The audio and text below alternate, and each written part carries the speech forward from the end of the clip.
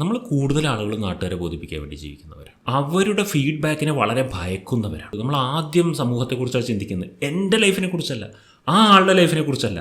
നമ്മളൊന്നായിട്ട് ഒരു ബന്ധമില്ലാത്ത ഈ അഭിപ്രായം പറയാൻ മാത്രം നടക്കുന്ന നാട്ടുകാരെ കുറിച്ചിട്ടാണ് നമ്മൾ കൂടുതൽ കൺസിഡർ ചെയ്യുന്നത്.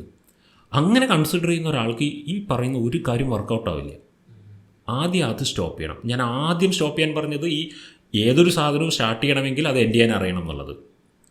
രണ്ടാമത്തെ വിഷയം, സൊസൈറ്റിയെ ബോധിപ്പിക്കുവാൻ വേണ്ടി ഒരു കപടനാടകം കളിക്കലാണ് ജീവിതം എന്ന് നിങ്ങൾ വിചാരിക്കുന്നുണ്ടെങ്കിൽ, സൊസൈറ്റിയിൽ നിന്ന് നല്ല കുട്ടി എന്ന പേര് കിട്ടാൻ വേണ്ടി നമ്മുടെ ജീവിതം സ്പോയിൽ ചെയ്താലും കുഴപ്പമില്ല എന്നൊരു കോൺസെപ്റ്റ് മൈൻഡിലുണ്ടെങ്കിൽ ഈ പറയുന്നതൊന്നും വർക്കൗട്ട് ആവില്ല. സൊസൈറ്റി നമ്മുടെ പ്രശ്നങ്ങൾ പരിഹരിക്കാൻ വരുന്നില്ല. അങ്ങനെ ഉണ്ടെങ്കിൽ ആ സൊസൈറ്റിയോട് നമ്മുടെ പ്രശ്നം അവതരിപ്പിച്ചിട്ട് അത് പരിഹരിച്ചു തരാൻ പറയണം.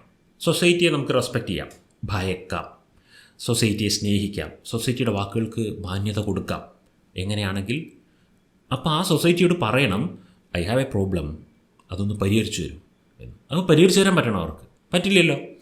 അപ്പോൾ അവരെ വഴി അവർ നോക്കട്ടെ, നമ്മളുടെ കാര്യം നമ്മൾ ചിന്തിക്കണം. ഈ ഒരു സ്റ്റാൻഡിലേക്ക് വരാതെ നമുക്ക് ഡീപ്പായിട്ടുള്ള ഇന്നറിലേക്ക് ഒരു ഡൈവ് ചെയ്യാൻ നമുക്ക് പറ്റില്ല.